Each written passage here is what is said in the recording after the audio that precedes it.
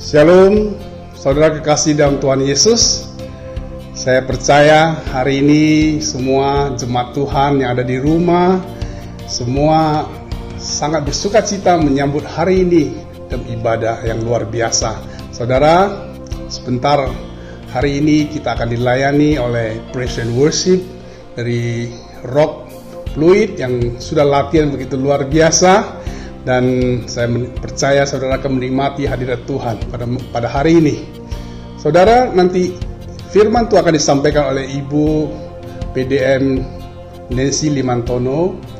Ibu Nancy akan meneruskan apa yang dikhotbahkan Pak Roni minggu lalu yang begitu memberkati kita. Saudara mendengarkan perjuangan yang luar biasa, doa yang luar biasa dari seorang istri yang menantikan kesembuhan Pak Roni di rumah sakit. Saudara pasti diberkati, siapkan hati dan semua keberanian ada. Saudara nikmati semua ibadah hari ini, sepanjang hari ini. Walaupun ibadah online, saya percaya kita Roh Kudus tidak dibatasi oleh tempat dan oleh ruang. Saudara tetap bisa menikmati hadirat Tuhan yang luar biasa. Terima kasih, selamat beribadah, Tuhan Yesus memberkati. Haleluya, amin.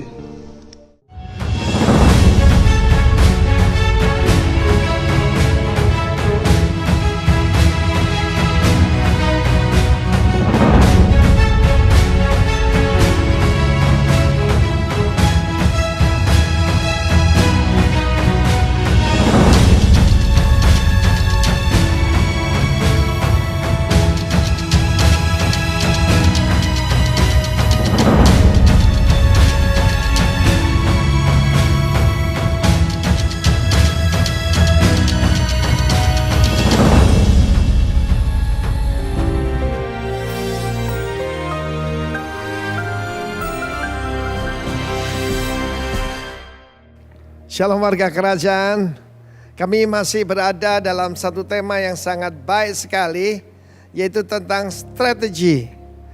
Orang yang tidak merencanakan dan tidak punya strategi akan mengalami kehancuran. Tuhan sendiri berkata harus ada planning. Jadi barang siapa tidak berperang melawan raja yang lain, menghitung tentaranya. Apa dengan 10.000 tentara bisa melawan yang 20.000? Kalau tidak, coba adakan perdamaian.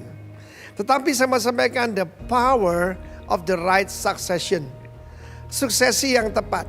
Di dalam Yosua pasal pertama, kitab Yosua ini menarik sekali, harus dibaca yaitu oleh semua yang masuk Akademi Militer West Point di Amerika. Karena banyak orang belajar yaitu tentang siasat perang dari Sun Tzu, yang dari China ataupun yang lain.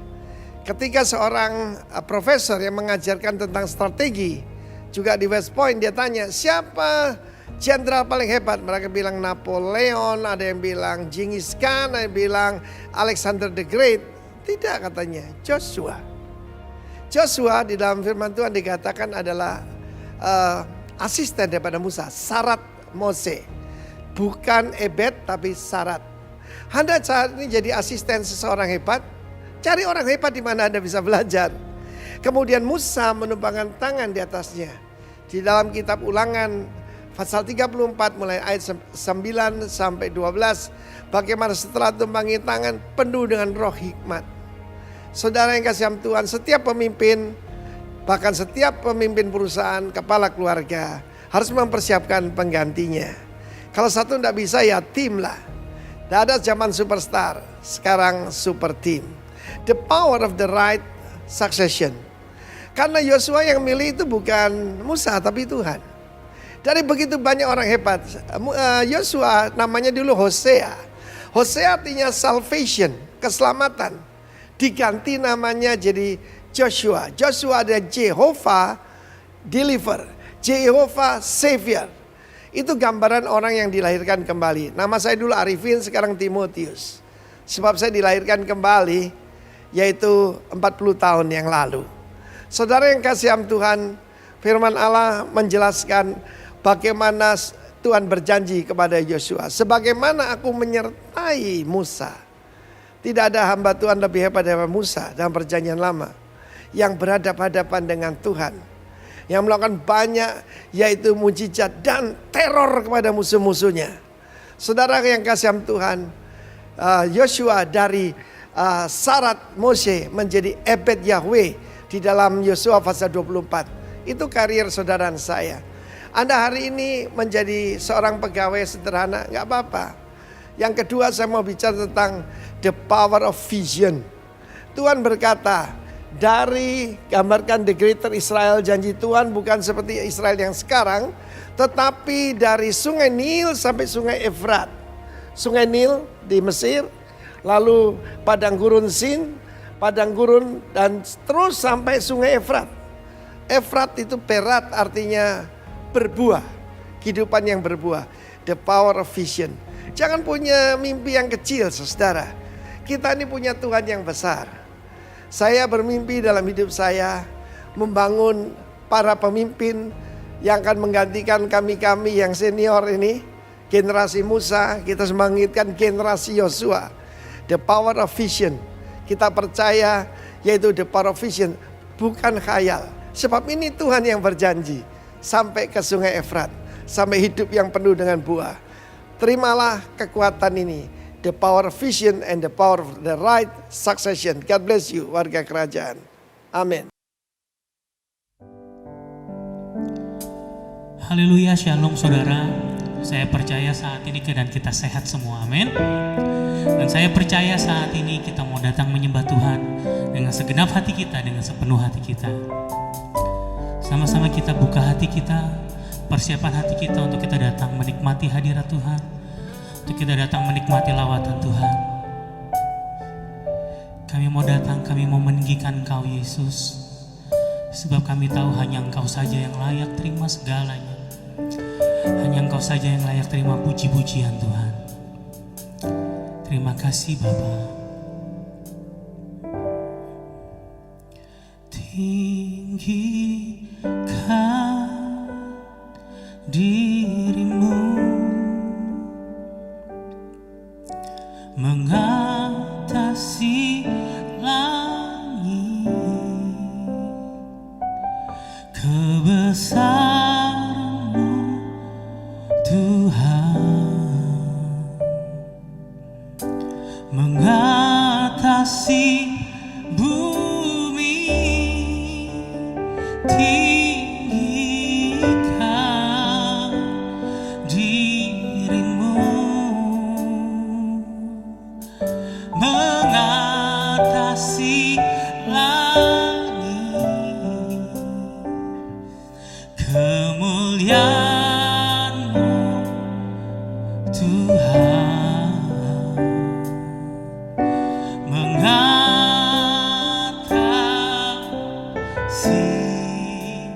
bumi. Kami tinggikan, tinggikan dirimu,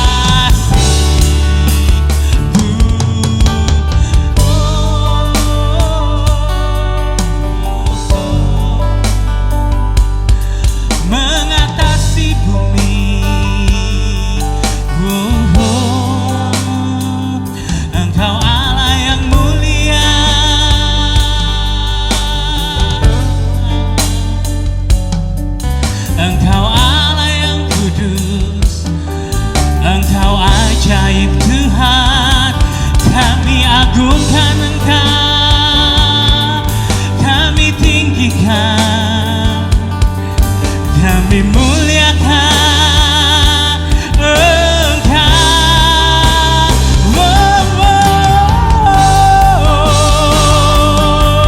Na na na na na na na, syara la la la la la. Yesus,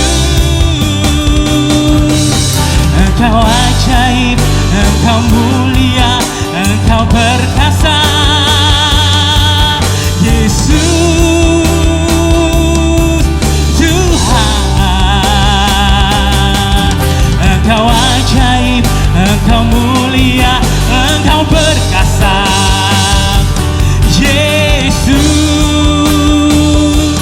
Tuhan, Engkau ajaib, Engkau ajaib, Engkau mulia, Engkau perkasa.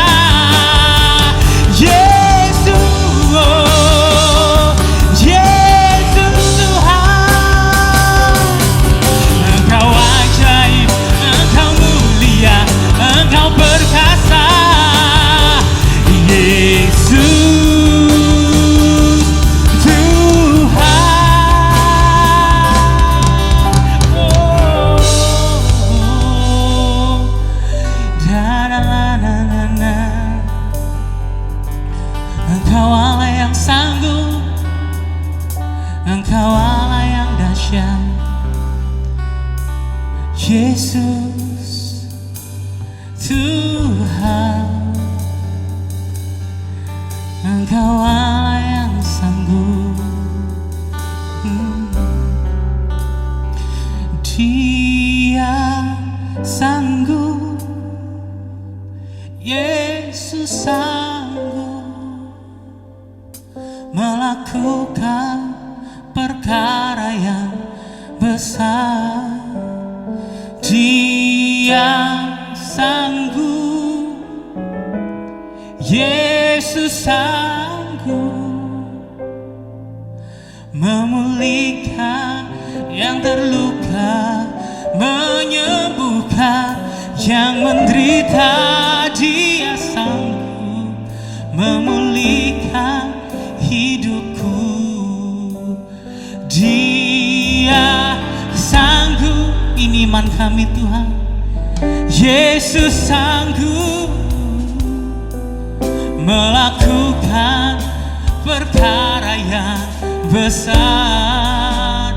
Dia sanggup, Yesus sanggup memulihkan yang terluka, menyembuhkan yang menderita.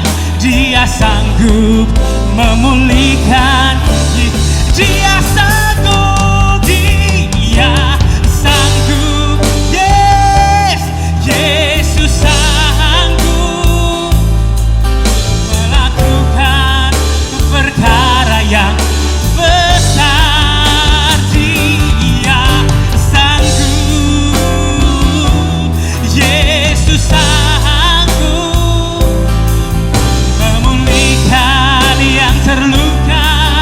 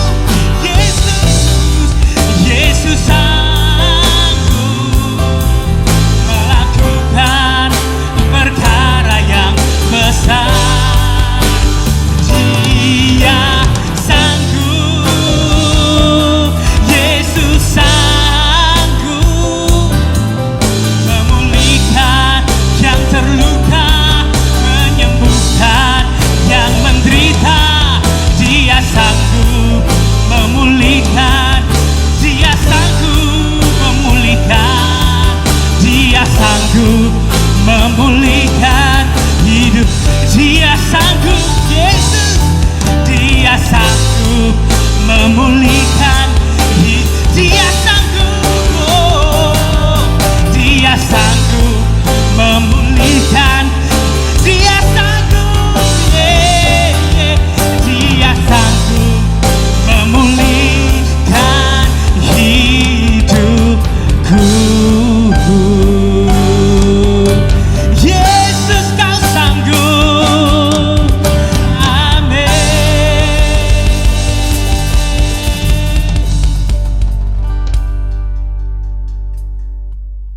Tuhan Yesus, kami bersyukur kami dikasih kesempatan kembali beribadah.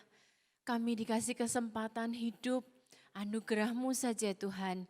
Kami sekarang sadar kami tidak akan menyia-nyiakan hidup kami, tapi kami mau lebih maksimal untuk kemuliaan nama-Mu. Berfirmanlah buat kami siang hari ini Tuhan. Kami akan bukan hanya mendengar, tapi kami melakukan dalam hidup kami. Dalam nama Yesus kami bersyukur dan berdoa. Amin.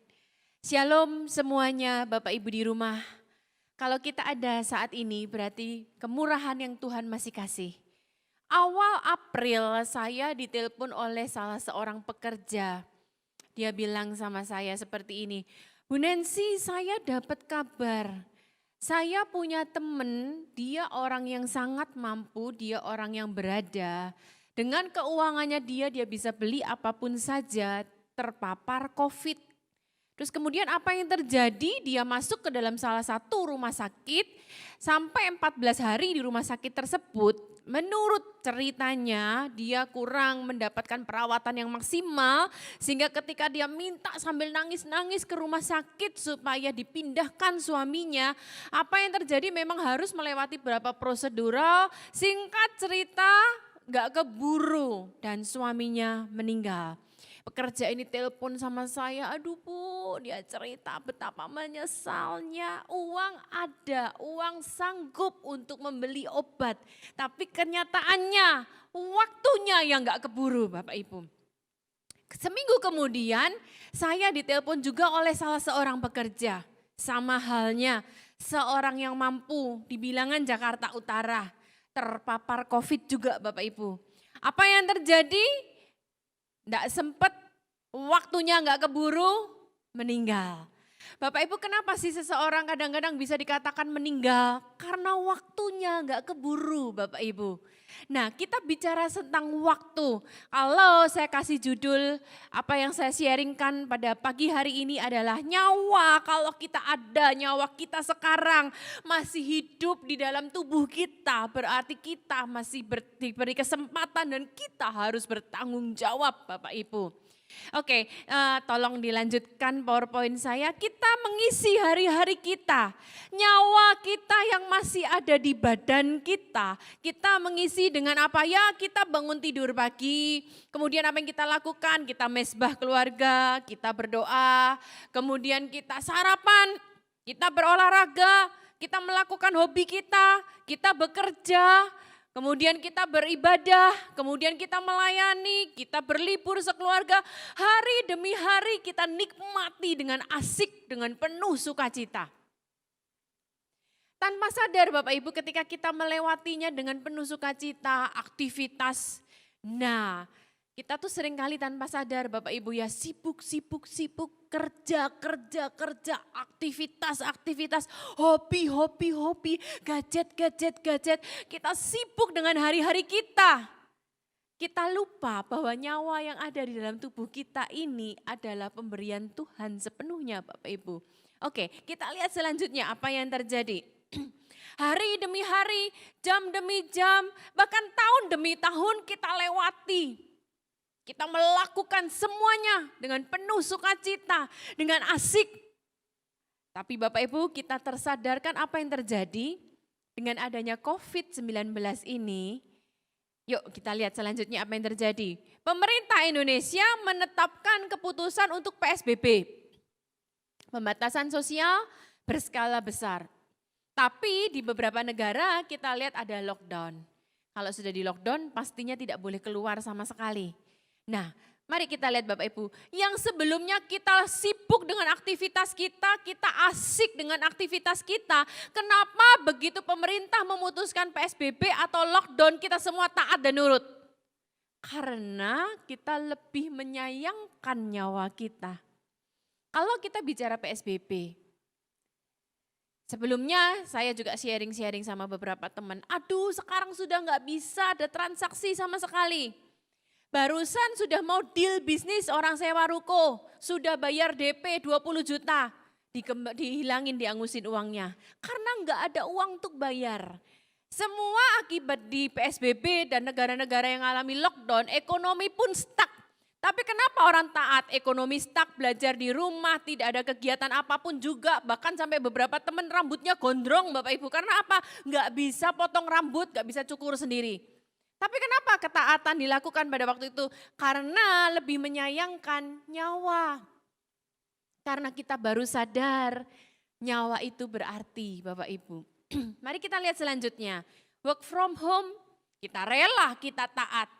Kita lihat beberapa kota-kota di dunia ini ketika mengalami lockdown. Italia. Italia juga merupakan salah satu negara yang besar juga. Kematian di sana yang terpapar COVID. Kemudian Malaysia juga lockdown. Next kan lagi di London lockdown. Next kan lagi juga ada di New York lockdown. New York merupakan salah satu kota terbesar yang terpapar. Dan per hari kemarin tanggal 22 April saya sudah melihat berita terakhir 40.000 lebih meninggal di New York. Nyawa itu sangat berarti Bapak Ibu. Nah, semua mau di lockdown karena lebih menyayangkan nyawa daripada keuangan, daripada kegiatan, daripada semua aktivitas-aktivitas yang lain. Oke, selanjutnya mari kita lihat. Nah, tanggal 21 Maret Bapak Ibu. Jadi gini, saya ceritakan singkatnya. Pertengahan Maret, suami saya Pak Roni itu sudah mulai panas, mulai batuk-batuk, terus kemudian pusing, lemas, Bapak Ibu pergilah ke dokter. Di dokter dilakukan beberapa kali periksa darah, juga dilakukan ronsen torak Bapak Ibu. Hasil tes darah, trombosit menurun. Jadi diperkirakan awalnya adalah demam berdarah, tapi melihat hasil toraks, dokter bilang aman Pak Roni, itu hari Seninnya. Hari Selasa masih demam, masih batuk. Hari Rabu masih demam, masih batuk. Kamis kami kembali lagi ke rumah sakit. Kemudian tes darah lagi dan torak lagi. Di situ dilihat toraknya pun bersih, di situ dilihat. Tapi LED-nya meningkat. LED-nya itu bicara tentang infeksi di dalam tubuh. Kemudian limfosit, daya tahan tubuh menurun. Jumat malam semakin lemah, tidak berdaya, kemudian kita telepon dokter, puji Tuhan dokternya adalah teman dekat kami. Dokter bilang kalau Pak Roni mau opnam malam ini belum tentu ada kamar yang ready. Mendingan besok saya siapin kamar daripada Bapak nunggu di UGD berjam-jam malah Bapak mubasir dan kecapean kan. Jadi akhirnya besok CT scan Bapak Ibu. Dokter sudah daftarkan CT scan dan hasil CT scan-nya Bapak Ibu kita bisa lihat ternyata ini benar-benar virus yang sudah begitu banyak di paru-paru suami saya, di paru-paru Pak Roni Bapak Ibu. Dokter dari hasil lihat CT scan ini pada waktu itu belum swab. Dokter bilang dia panggil saya seorang diri. Dia panggil saya di ruang depan waktu itu Pak Roni lagi di kamar di kamar rawat inap. Ibu, dokternya menyampaikan dengan tegang, dengan serius, padahal dokter ini teman setiap kali ketemu, Pak Roni. Tapi kali itu, Bu, Pak Roni positif. Ya seperti itu. Terus kemudian dia tunjukkan, seharusnya ini di video ya, tapi saya fotokan. Next kan tolong kita bisa lihat, Bapak Ibu, dominasinya lebih banyak didominasi sama virusnya daripada paru-paru yang masih bersih itu sendiri. Next kan lagi. Nah, jadi begitu dokter menyampaikan bahwa ini kasus yang berat Bapak Ibu. Saya langsung Tuhan Yesus tolong. Saya dipanggil seorang diri. Jadi pada waktu itu dokter menjelaskan kepada saya gemeteran seorang diri. Badan saya langsung dingin, sampai di rumah saya berdoa. Next kan lagi, ini setelah dirawat, Pak Roni masuk itu 21 Maret. Ini foto yang sebelah kanan itu Bapak Ibu, itu foto torak tanggal 31 Maret. Dan kemarin tes terakhir tanggal 20 April sudah bersih total.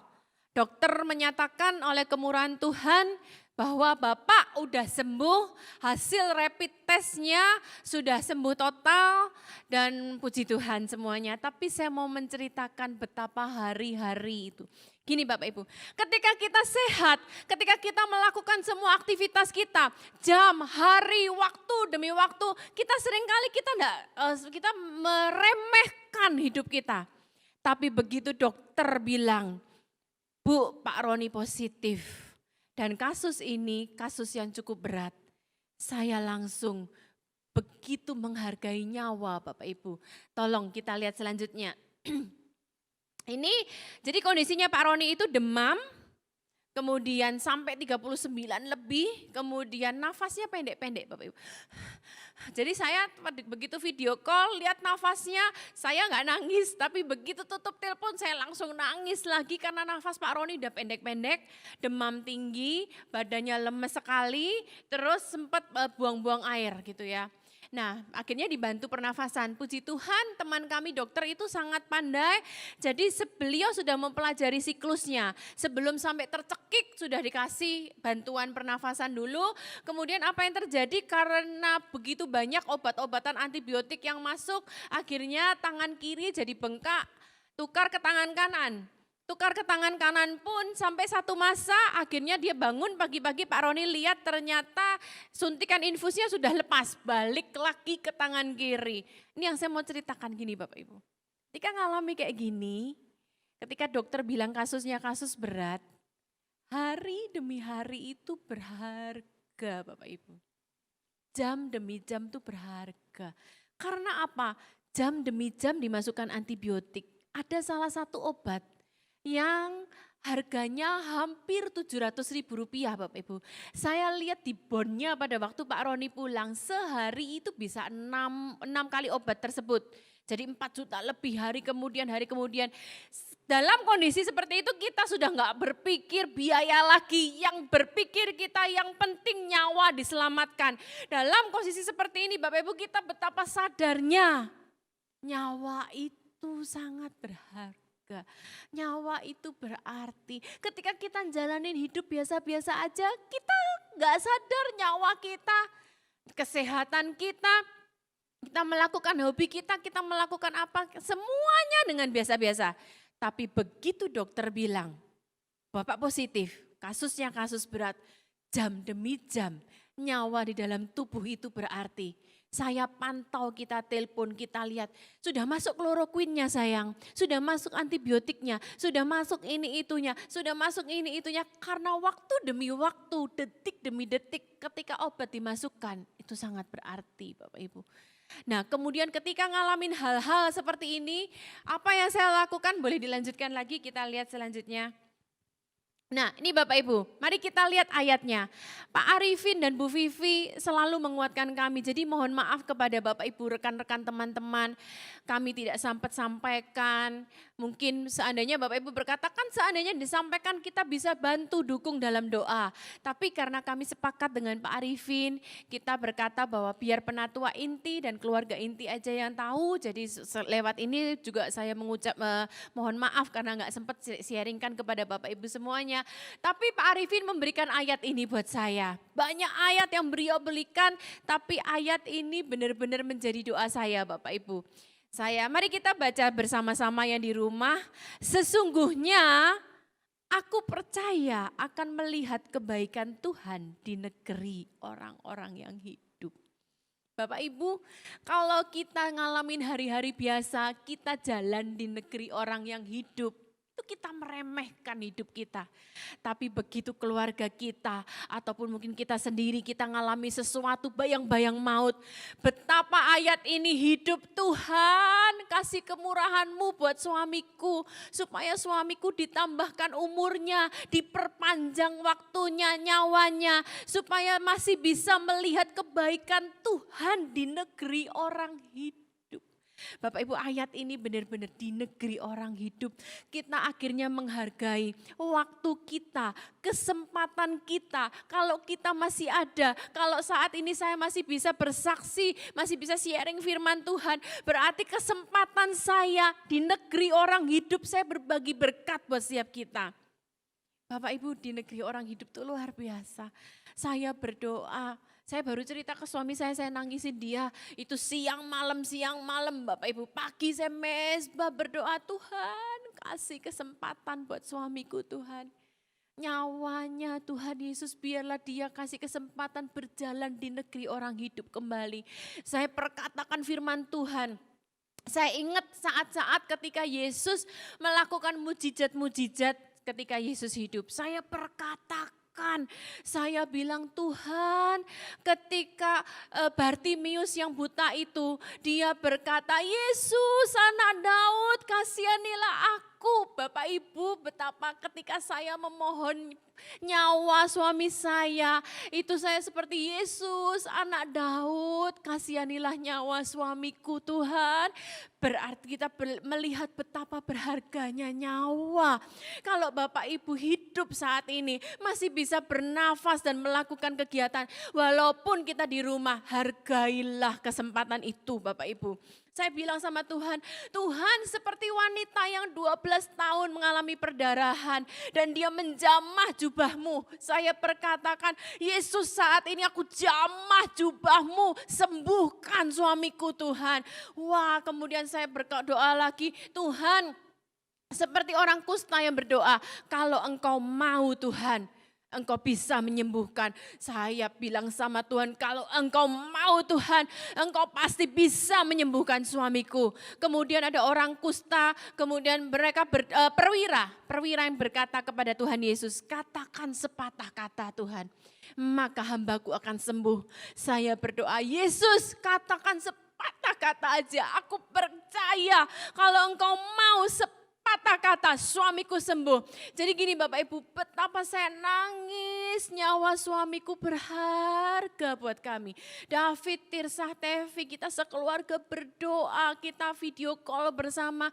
Tuhan, biar kami sekeluarga kau izinkan berjalan menikmati kebaikan Tuhan di negeri orang hidup. Betapa kita itu benar-benar doa berseru-seru merendahkan diri sama Tuhan. Kasih Tuhan kita nikmati hidup di negeri orang hidup. Jadi Bapak Ibu kalau sekarang kita ada, Bapak Ibu yang masih menginjakkan kaki di rumah kita masing-masing, masih bisa masak apa yang di rumah, masih walaupun kita sekarang semua mengalami kesulitan ekonomi karena work from home ini, ngucap syukur karena kita masih ada di negeri orang hidup. Kalau Bapak Ibu dikasih hidup, Bapak Ibu akan mati karena kelaparan, karena Tuhan pasti kasih kesempatan buat setiap kita. Oke. Jika kita sehat diberkati, anak cucu baik-baik, segala sesuatu berjalan baik, berapa lama sih waktu yang kita kehendakin untuk hidup? Kalau sehat, semua baik, ekonomi baik, anak cucunya luar biasa semua, ya 70 kayaknya masih kurang Bapak Ibu. Kita kepingin bonus sampai 80 tahun, karena kita menikmati hidup Bapak Ibu. Oke. Mari kita lihat apa yang terjadi sama Yesus. Sementara kita kepingin, kita nikmatin hidup, kita menikmati panjang umur. Tapi apa yang kita lihat sama Yesus Bapak Ibu? Mari kita lihat bersama, berapa sih usia Yesus?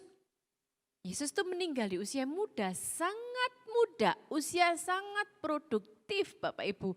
Bahkan Bapak Ibu jangan salah, Yesus meninggal di usia 33 tahun bukan karena diabetes, bukan karena kanker, bukan karena penyakit bawaan, bukan karena penyakit-penyakit lain, bukan karena kecelakaan atau bukan karena apapun juga. Tapi yuk kita belajar siang hari ini Bapak Ibu. Mari kita lanjutkan lagi. Nah ini yang saya dapatkan. Bicara tentang negeri orang hidup. Yesaya 53 ayat yang ke-8. Kita baru saja merayakan Yesus mati dan Paskah bukan? Kalau kita bisa berjalan saat ini di negeri orang yang hidup, Itu karena ada satu korban yang sebelumnya rela mati, memutuskan mati di usia yang muda. Justru supaya kita ini lanjut umur dan hidup kita berjalan sesuai tujuan Tuhan. Ayatnya Yesaya 53 ayat yang ke-8.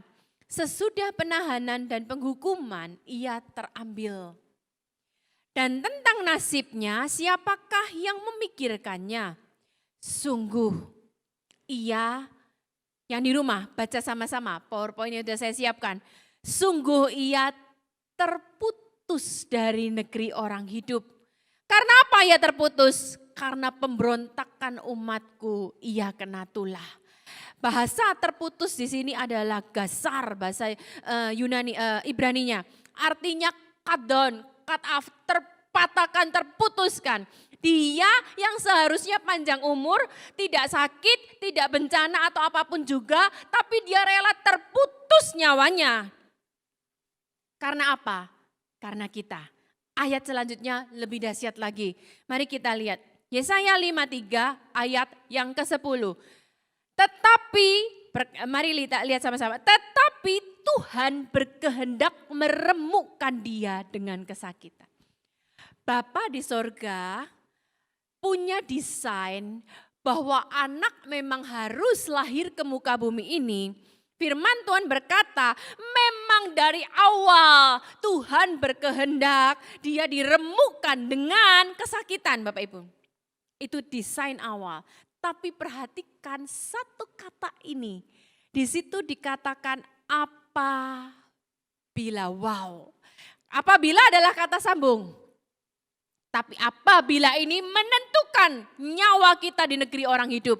Karena apa Bapak Ibu? Di sini dikatakan apabila ia menyerahkan dirinya. Bapak Ibu, Yesus juga punya free will sebagai anak. Dia bisa saja untuk tidak mengambil keputusan untuk mau menyerahkan dirinya. Terputus nyawanya dari negeri orang hidup. Tapi firman Tuhan berkata seperti ini, apabila ia menyerahkan dirinya sebagai korban penebus salah. Dan kita lihat Bapak Ibu, di kata apabila ini yang seharusnya dia bisa iya ataupun tidak, dia, Yesus mengambil keputusan untuk iya. Dan apa yang terjadi? Mari kita lanjutkan baca. Maka ketika Yesus memutuskan untuk menjadi korban penebus salah, ia akan melihat keturunannya. Umurnya akan lanjut. Firman Tuhan berkata umurmu akan lanjut. Karena kata apabila Yesus mengambil keputusan untuk menukarnya Bapak Ibu. Dan firman Tuhan berkata dan kehendak Tuhan akan terlaksana olehnya. Kehendak Tuhan dalam setiap kehidupan kita masing-masing, tujuan hidup kita masing-masing, purpose kita masing-masing akan terlaksana karena Tuhan sudah memutuskan untuk mati buat setiap kita. Oke, lanjut lagi. Nah, ini dia. Tadi saya jelaskan ada kata apabila, itu free will-nya Tuhan. Mari kita lihat. Pergumulan di Taman Getsemani ketika dia ngalamin apakah iya atau tidak. Dikatakan dalam Lukas 22 ayat 42 sampai 44. Ya Bapakku, jikalau engkau mau, perhatikan kata jikalau engkau mau. Dia bukan hanya kehendak dia tapi kehendak Bapa. Ambillah cawan ini daripadaku, tetapi bukanlah kehendakku melainkan kehendakmu yang jadi. Nanti saya tutup dengan satu ayat, dalam hidup kita apalagi orang sudah percaya Tuhan, kita tahu kehendak Tuhan. Yang jadi masalah kita lebih melakukan kehendak kita daripada kehendak Tuhan. Tapi Yesus bilang bukan kehendakku tapi kehendakmu yang jadi. Seharusnya ini pilihan Tuhan, hak Tuhan. Tapi dia lebih merelakan haknya diserahkan kepada kehendak Bapaknya, Bapak Ibu. Maka seorang malaikat dari langit menampakkan diri kepadanya untuk memberi kekuatan kepadanya. Karena dia sebagai 100% Allah, dia tahu 100% detail apa yang akan terjadi. Sebab begitu Yesus mengambil keputusan untuk menyerahkan nyawanya, terputus nyawanya. Bukan hanya terputus biasa, tapi terjadi pertukaran demi pertukaran darah yang tercurah. Ia sangat ketakutan dan makin bersungguh-sungguh berdoa. Peluhnya menjadi seperti titik-titik darah yang bertetesan ke tanah. Itu adalah saat-saat di mana kata apabila di dalam Yesaya tadi jadi terserah kepada Yesus. Ketika dalam pergumulan itu peluhnya bertetesan darah. Tapi kita ngucap syukur Bapak Ibu. Yesus mengambil keputusan untuk menyerahkan nyawanya. Terputus nyawanya dari negeri orang hidup. Supaya nyawa kita di negeri orang hidup ini kita maksimalkan bagi kemuliaan Tuhan. Lanjutkan lagi. Nah, sebab ketika ia memutuskan untuk mengambil cawan itu, berarti nyawanya terputus dari negeri orang hidup dan akan terjadi pertukaran yang harus ia lunasin semuanya. Di Taman Getsemani ketika peluh darah, ia pernah merasakan rasa ketakutan, ia menggantikan stres kita. Kemudian mahkota duri, bicara kutuk kita digantikan berkat. Bilur-bilurnya bicara tentang segala sakit penyakit kita, ditanggungnya menjadi kesembuhan, menjadi pemulihan. Mungkin Bapak Ibu yang saat ini ada di rumah sebagai pendengar mulai, aduh kenapa aku panas ya, kenapa demam ya, kenapa batuk-batuk ya, kenapa aku sesak nafas ya. Mulai timbul kekhawatiran, mulai timbul ketakutan. Bapak Ibu, Yesus sudah mati di kayu salib, bilur-bilurnya sampai tetes terakhir darah tercurah untuk menyembuhkan setiap kita. Jangan takut, jangan ragu. Dan kemudian dikatakan tangannya terpaku supaya apa yang kita buat yang seharusnya terkutuk nggak diberkati, jadi diberkati. Kakinya juga terpaku supaya jalan hidup kita diberkati. Lambungnya tertikam supaya kita lahir baru. Saya tutup dengan ini Bapak Ibu. Kemudian apa sih yang harus kita lakukan kalau kita masih dikasih kesempatan Tuhan menginjakkan kaki di negeri orang hidup ini? Mari kita lihat. Mazmur 90 ayat 12, ini ayat yang biasa kita baca.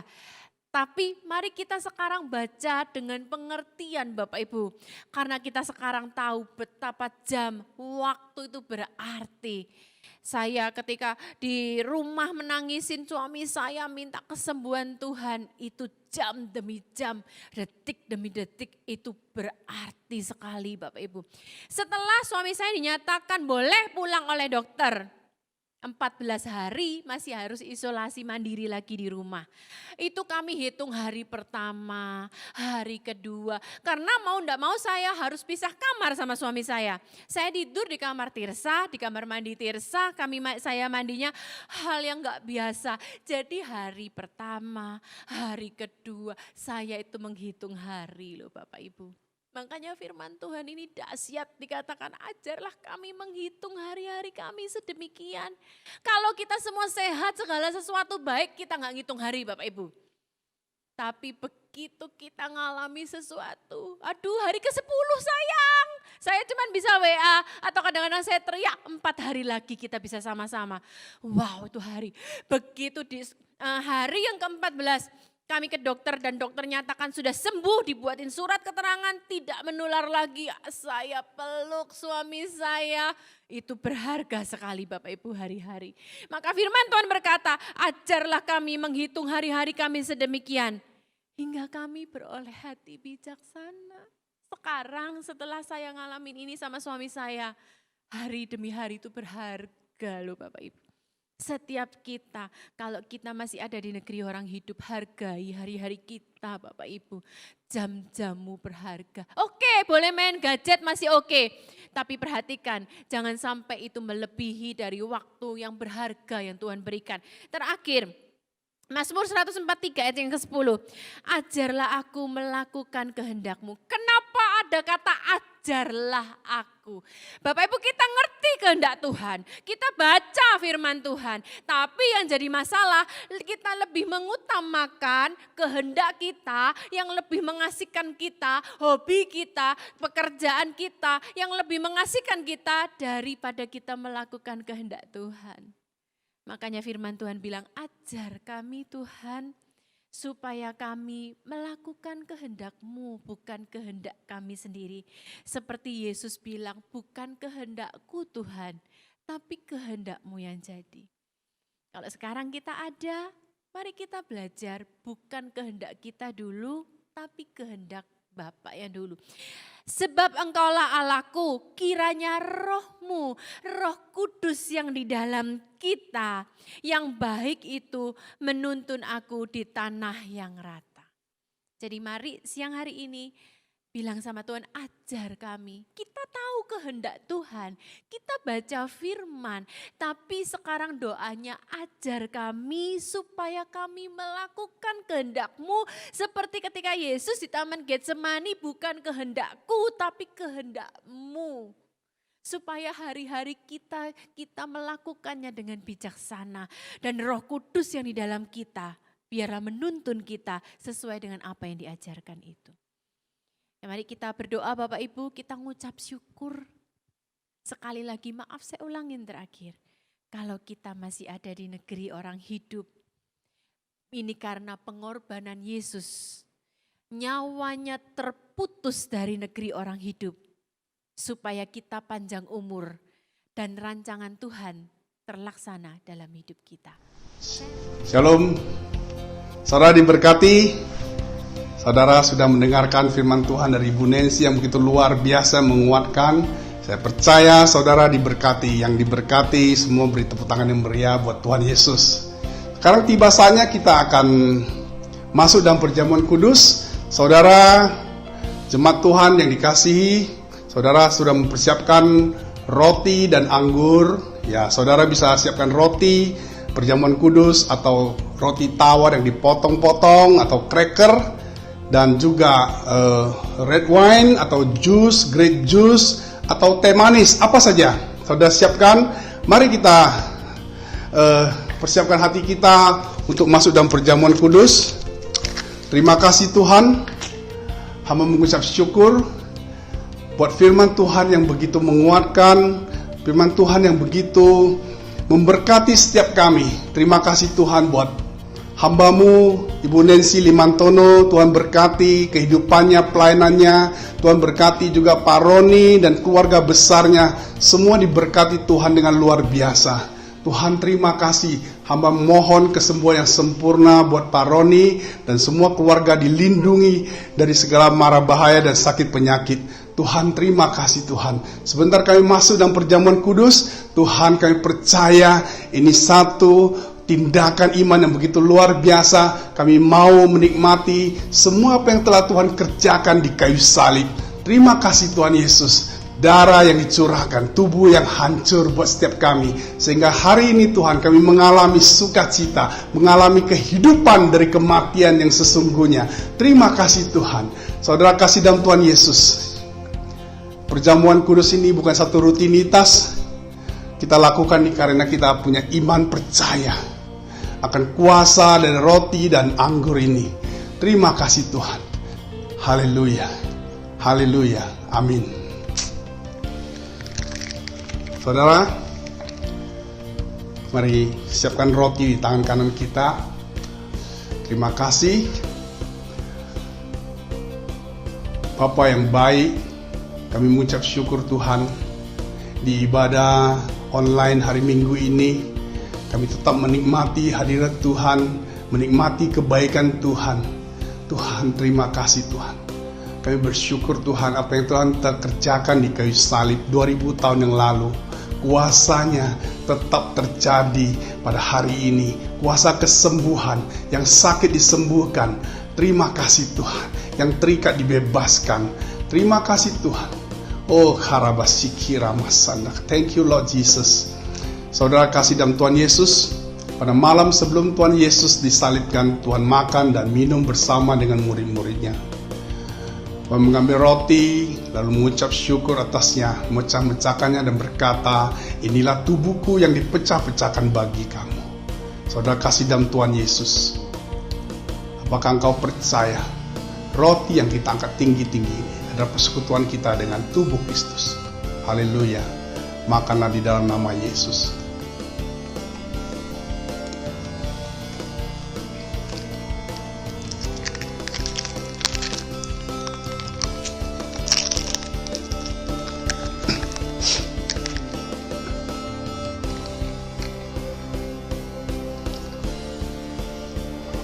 Thank you Yesus.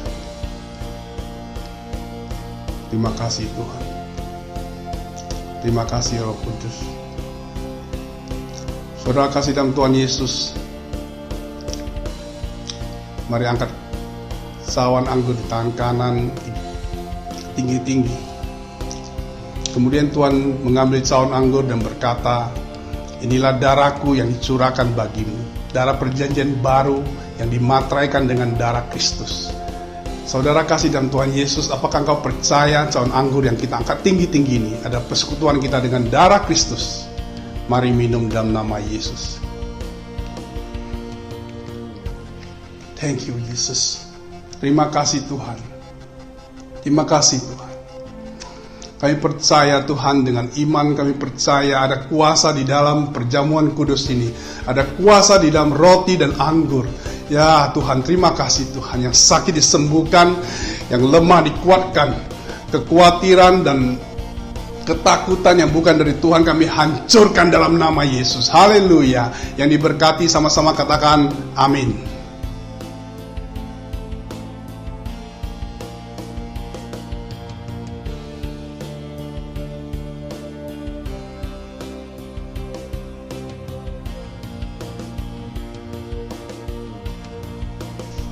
Shalom semua, ada sukacita hari ini.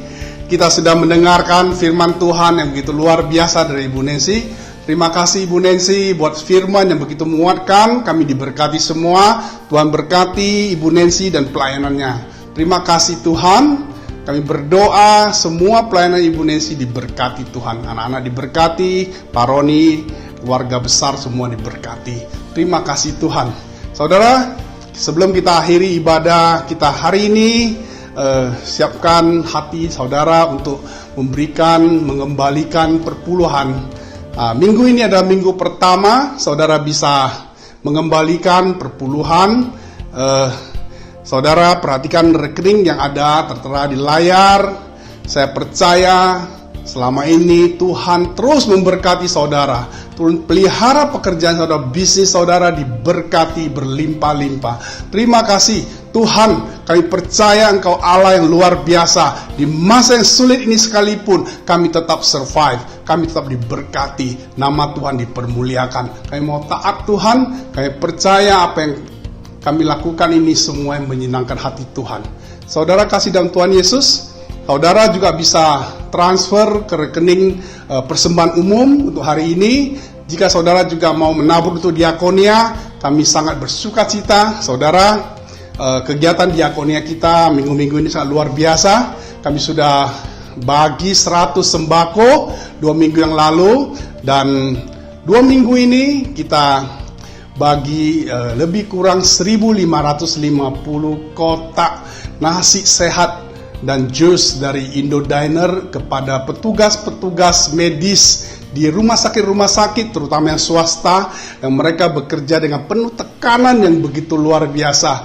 Terima kasih, kami mengucap syukur berkat donasi saudara, dana semua dipakai dengan baik, jumlah yang kita pergunakan dengan sangat hati-hati sehingga banyak orang diberkati. Terima kasih, kami terus akan bagi. Kami targetkan sampai bulan depan bisa diperkirakan 4.500 kotak nasi sehat.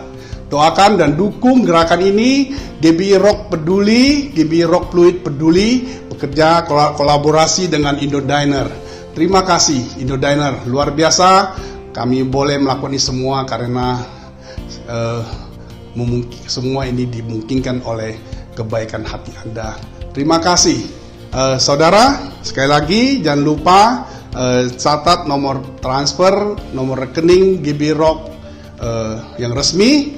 Saudara bisa lakukan setelah selesai ibadah ini. Terima kasih. Sebelum pulang, sebelum berakhir, kita akan terima doa berkat. Mari angkat kedua tangan, mari berdiri dengan sikap yang hormat. Saudara terima berkat seperti kita ibadah di dalam gereja. Berkat yang sama. Tuhan Yesus, Roh Kudus tidak dibatasi oleh ruang dan tempat. Saudara kasih dalam Tuhan Yesus.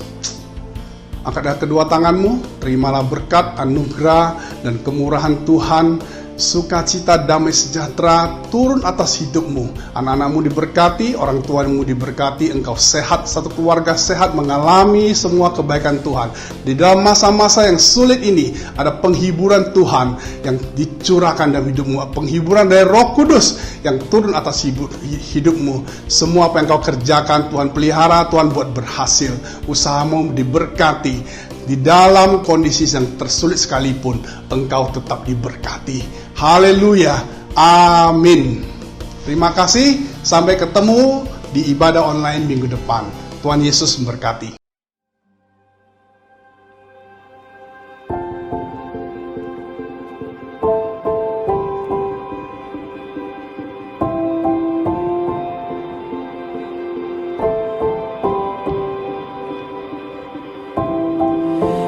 Father everlasting, the all-creating one, God Almighty, through your Holy Spirit, conceiving Christ the Son, Jesus our Savior. I believe in God our Father, I believe in Christ the Son, I believe in the Holy Spirit, our God is three in one.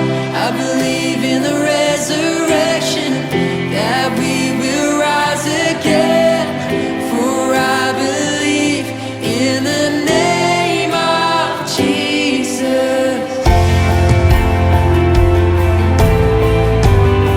In the name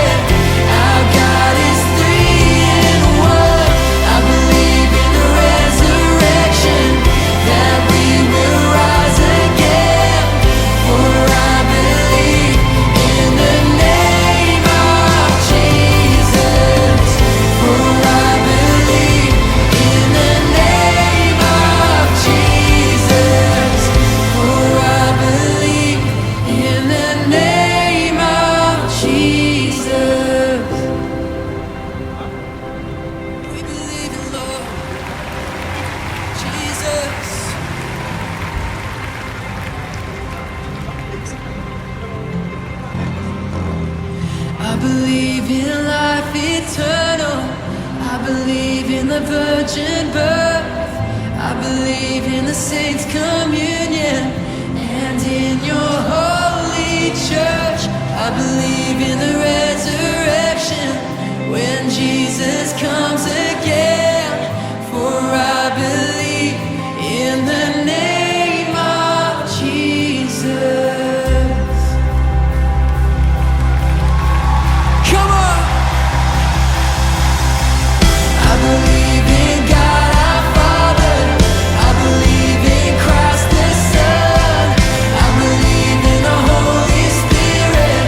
Our God is three in one. I believe in the resurrection, that we will rise again. For I believe in the name of Jesus. I believe in God our Father. I believe in Christ the Son. I believe in the Holy Spirit. Our God is three in one. I believe in the resurrection, that we will rise again. For I believe in the name of Jesus. For I believe in the name of Jesus. Praise you, Lord. Worship you, Jesus. Pada GPI Rock Fluid dan Indodina untuk donasi makan malamnya pada petugas kesehatan. Dari seluruh hati,